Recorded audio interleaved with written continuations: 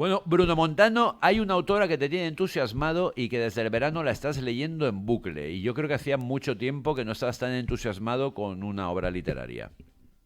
Sí, la verdad es que sí. Desde este verano, no, desde enero del 2023 que apareció este Fíjate. libro publicado en España. Yo conocí a esta autora, es María Negroni, la argentina María Negroni. La conocía porque en Pretextos había publicado algún poemario que otro, fundamentalmente es una poeta.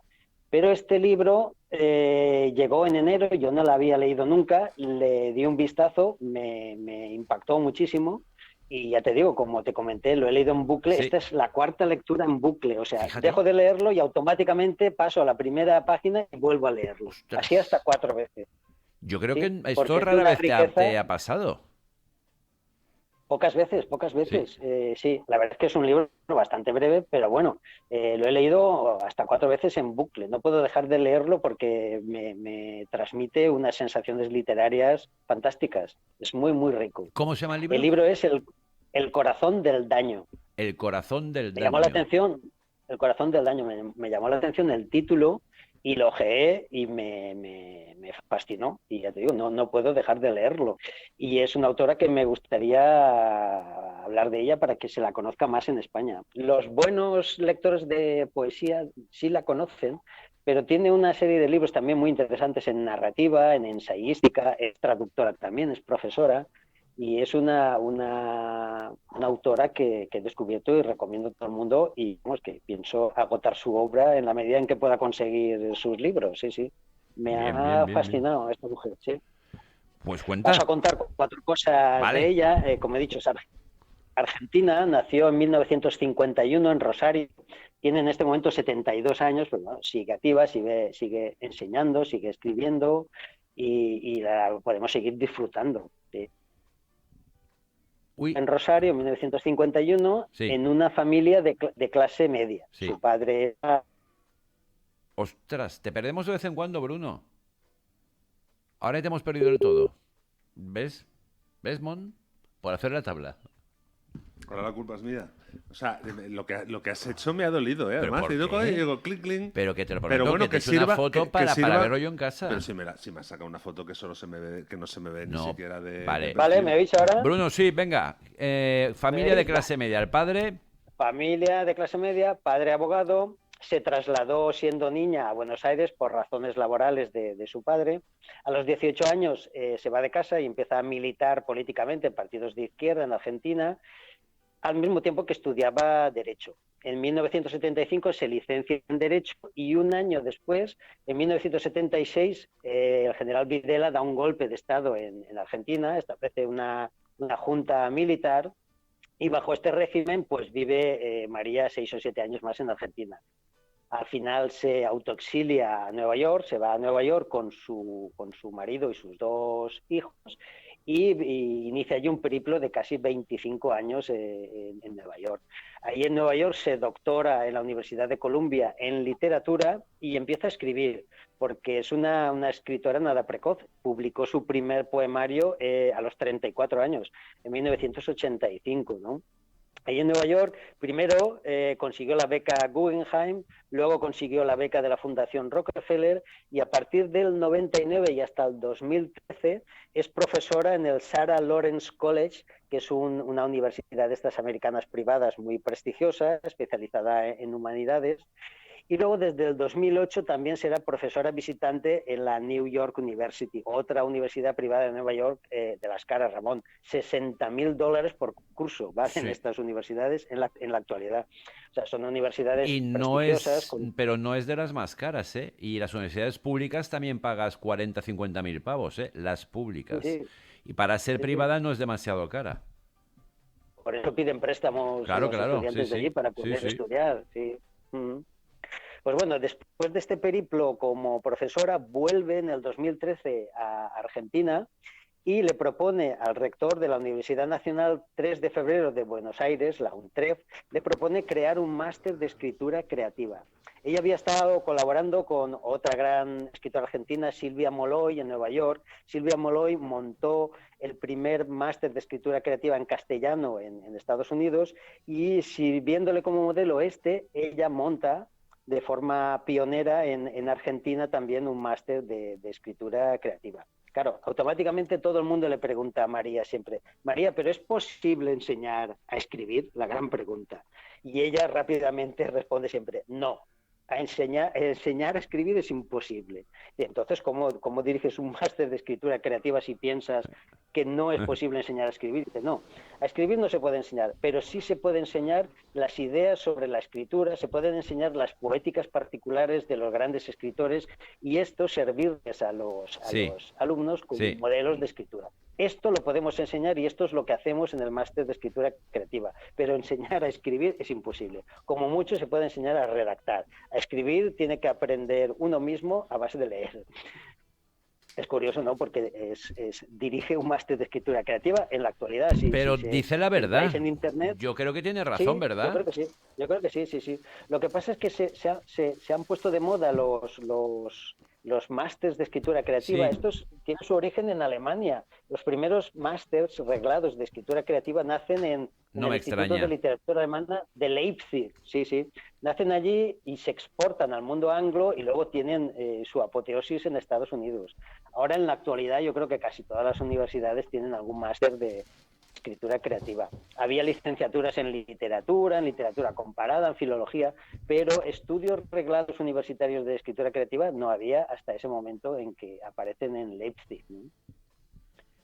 Y bien, vamos a hablar del libro. Para hablar del libro es muy importante, en este caso, hablar de la génesis de este libro, porque el corazón de este libro del daño. El corazón del daño. Es importante, como digo, hablar de la génesis de este libro porque condiciona un poco el género. Este libro surge, digamos, la simiente de este libro es del 2016, un año en el que muere la madre de María Negroni, una madre con la que había tenido una relación, digamos, muy conflictiva, muy problemática, y ella siempre tuvo la idea de escribir un libro sobre su madre, sobre la relación con su madre. Entonces, en el 2016 muere su madre y al mismo tiempo ella recibe un encargo editorial para que escriba un libro contando su relación con la escritura, con la literatura. Entonces ella une estas dos cosas. ¿En qué sentido? Ella dice que su libro, El corazón del daño, surge de una herida que arrastra provocada por esa relación conflictiva sobre su madre. Y surge de la pregunta de cómo llegó a ser ella escritora, cómo llegó a ser la escritora que es a partir de esa herida, ¿no? Este es un poco el germen del libro, ¿no? Una herida fundamental en la relación con su madre y cómo ella consigue llegar a ser la escritora que es a partir de o superando esta herida profunda, ¿no? ¿Y por qué esto condiciona el género? Porque claro, tú buscas este libro en cualquier librería y los libreros lo ponemos en narrativa española, sudamericana, porque aparentemente es una novela, pero yo no lo llamaría novela. Para mí es un artefacto literario de los que a mí me gustan mucho. Asociaría dos cosas. Por una parte, una autobiografía, pero una autobiografía elíptica o una autobiografía insinuada, que llena de silencios y de vacíos, una autobiografía que va saltando de forma esquelética de crisis en crisis, de crisis existencial a crisis política, de crisis política a crisis emocional, todas en la vida de María. Y claro, esta autobiografía está presidida por una idea de Clarice Lispector, ya sabes que a mí me encanta Clarice Lispector, que es una cita de Lispector al inicio del libro que dice: voy a crear lo que me sucedió, voy a crear lo que me sucedió, o sea, voy a intervenir literariamente mi pasado. Claro, ella hace una autobiografía en base a este principio, interviniendo literariamente su pasado. Y a esto anuda una especie de ensayo literario, de reflexión sobre la escritura o de poética. En este libro podemos encontrar lo que es la poética literaria de María Negroni, ¿no? El estilo es deslumbrante, es un estilo crudo, desnudo, incluso a veces cruel, con una gran exposición personal. La escritura es fragmentaria, está llena de frases y fragmentos deslumbrantes. Es un libro breve, como he dicho, tiene 140 páginas, repleto también de citas interesantísimas, incluso de autocitas, cita poemas suyos escritos en otros libros, pero sobre todo es un libro con un gran espíritu poético, ¿no? Juega muchísimo con el lenguaje, lo retuerce hasta límites casi insoportables, retuerce la sintaxis, la semántica. Ella tiene una idea que yo comparto, no sé si tú también, Ramón, que toda buena literatura debe estar cercana a la poesía. ¿Por qué? Porque la poesía es el género literario que va más al hueso. Es el género literario que intenta conseguir la máxima expresión con el mínimo de recursos. Sí, Y por otra parte es el género literario con mayor conciencia del lenguaje. Sí, pero hay que ir con mucho cuidado para que no Sí. te quede relamida la cosa. Y me explico. Claro, hay que hacerlo bien. Claro, y es muy difícil hacerlo bien. ¿Te acuerdas de Mortal y Rosa, de Umbral? Sí. Sí, que es un ejemplo de prosa poética, prosa lírica. Entonces, siempre tengo presente la frase que dijo Pla cuando le preguntaron por Mortal y Rosa. Y dijo, sí, es verdad, está muy bien. Y dice, pero un poquito demasiado lírico. Sí. Es que, claro, Claro, lírico para sí. mí tiene unas connotaciones negativas. Exacto. La palabra Sí, lírica. para mí Tiene unas también. Es de juegos connotaciones. florales, sí. Sí. Sí, para mí la poesía va más allá de la Sí, lírica.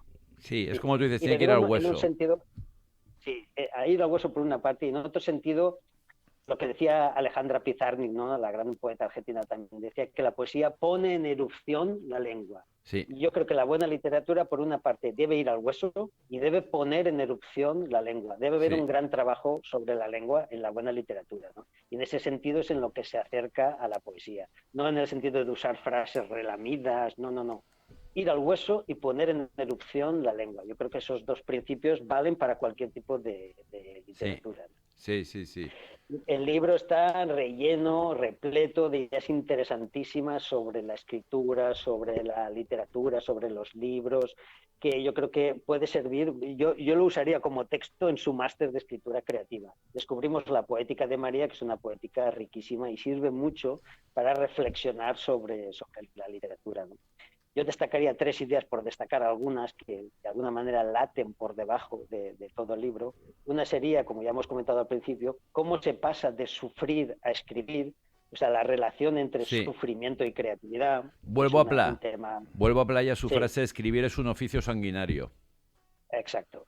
Que se Sí. refería precisamente a eso, a esa soledad, ese dolor, ese Sí. sufrimiento. Para ella también lo es, sí. Otra segunda idea muy interesante es la de la pregunta por la posibilidad de escribir lo que se vive, ¿no? Ella dice, no es posible, porque el lenguaje siempre se queda corto, nunca alcanza, el lenguaje siempre lo es en grado de tentativa, escribir en definitiva es fracasar, ¿no? Ella siempre comenta una idea de Octavio Paz, el poeta mexicano, que decía que un escritor es siempre un Sísifo, ¿no? Intenta subir el piedrolo a la cumbre de la montaña y al final siempre se le cae ladera abajo hasta el valle, ¿no? Pero claro, eso que se llama maldición de Sísifo, el no conseguir el objetivo nunca, Octavio Paz lo llama una bendición para el escritor. El no poder conseguir nunca el objetivo te hace seguir intentándolo cada vez mejor, ¿no? Como decía Beckett, fracasar, pero fracasar cada vez mejor. Qué bueno. Y por último, otra idea muy interesante, que es la de la doble maternidad de todo escritor, ¿no? Todo escritor tiene 2 madres, según María, y esto lo vemos a través de toda la obra, y en principio este libro sería un ejemplo perfecto de esto. Todo escritor tiene 2 madres: la lengua materna y Sí, la biblioteca. muy bien. La literatura se hace con lengua y con biblioteca. La literatura se hace sobre literatura. Entonces, todo escritor debe tener una capacidad verbal importante y una gran biblioteca. Recuerda, Ramón, que el otro día hablábamos, mientras degustábamos una Sí, paellita señor, del horno del Goya. horno Goya, Sí, señor. hablábamos del descaro de muchísimos escritores Sí. que se lanzan a escribir una Y no novela han leído sin prácticamente apenas nada. haber Es leído acojonante. prácticamente. Es acojonante. Claro, no Es algo entienden es algo que que a la gente como literatura tú, yo, Mon, estábamos ahí, era algo que nos escandaliza. no se escandaliza. Claro, ¿cómo se puede tener el descaro de Sí, escribir una sí, novela esa es la palabra, el sin haber descaro, leído la prácticamente desfachatez, nada? el desahogo y dices, vamos, es que no lo sé. Es algo muy Claro, tremendo, sí. porque incluso habiendo vivido bastante, ¿no? Porque hay No, que, pero tienes que mira, tener el un gran poeta, bagaje de lecturas, claro, aunque y luego si has exacto, vivido mejor. Fíjate lo que decía Huidobro, ¿no? El poeta, Sí. decía, un poema, y sustituimos poema por literatura o Sí. por artefacto verbal, objeto verbal. Un poema es hermoso porque crea realidades que si no existiera el poema no existirían. Ajá. Es decir, los objetos verbales, un libro es un objeto verbal, crea una realidad que no es la vida, pero que está conectada con ella. Es una realidad a medio camino entre la inexistencia y lo real, ¿no? Entonces, es muy fácil pasar de la vida a la obra, pero es muy difícil pasar de la obra a la vida. Qué difícil es, leyendo el libro de un hombre, Sí, sí. conocer su vida. Porque la literatura Sí. no es la vida, la literatura es un objeto verbal aparte de la vida, con conexiones con la vida, pero aparte de la vida. Bruno Por lo Montano, tanto, la literatura se hace sobre literatura. Bruno Montano, siempre es un placer escucharte, amigo. A ver si cualquier día te vemos por ahí. A ver si repetimos solo en la paella. Y la frase. Y la frase, que ahora retomamos la costumbre, Sí. y Silvia nos leerá la frase inicial del libro, que yo creo que es fantástica. Le va a gustar mucho a Mon porque tiene una reflexión de Pessoa. Ah, qué bueno. La literatura es la prueba de que la vida no alcanza, dijo Pessoa. Puede ser. Más probable es que la vida y la literatura, siendo ambas insuficientes, alumbren a veces, como una linterna mágica, la textura y el espesor de las cosas, la asombrada complejidad que somos. Queda eso. Bruno, un abrazo muy, muy fuerte, amigo. A Espera, vosotros, que tenemos algún WhatsApp nos para ti. vemos. Espera, aguanta. ¿Estás ahí? Estas Sí, Navidades, Espera, mira, Bruno, estas Navidades hice cola en la FNAC para la firma de la última obra de Paco Roca. Y mientras esperaba le pregunté a una atractiva chica que trabaja allí si ya se había incorporado Bruno Montano. Me dijo que todavía no, pero que le echaban mucho de menos y todo su conocimiento literario. Claro Todo que sí. está conectado y todo puede señor. ser literatura. Un saludo, Bruno. Un saludo. Y a ver, este oyente también que me dice, me alegro muchísimo de oír a Bruno Montano. Ya he leído Stoner y Wakefield de N.D. Hadworth o algo así. Le acabo de hacer caso siempre, le voy a hacer caso siempre. Le saludé en una ocasión en la FNAC, yendo con mi hija, un referente que se mejore. Realmente. Hawthorne. Pues Bruno, un abrazo muy fuerte. A vosotros, chicos. Venga, hasta Nos luego. vemos.